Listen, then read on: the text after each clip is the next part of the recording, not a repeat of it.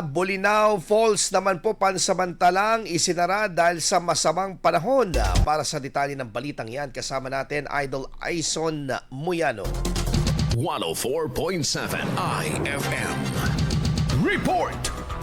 Muling naglabas ng abiso ang Bolinao Tourism Office noong July 13 kaugnay ng pansamantalang pagsasara ng Bolinao Falls at pagbabawal sa mga water activities sa mga dalampasigan dahil sa masamang lagay ng panahon. Batay sa abiso, pansamantalang isinara ang Bolinao Falls dahil sa malakas na agos ng tubig na mapanganib sa mga bumibisita. Pansamantala ring ipinagbawal ang paglangoy at iba pang water activities sa Bolinao Beach bunsod ng umiiral na masamang panahon. Noong July 12, naglabas na rin ng kaparehong abiso ang Bolinao Tourism Office matapos lumala ang kondisyon ng panahon sa lugar. Pinayuhan naman ng Bolinao Tourism Office ang publiko lalo na ang mga turistang may planong bumisita sa bayan na tumutok sa opisyal na anunsyo ng lokal na otoridad para sa kanilang kaligtasan.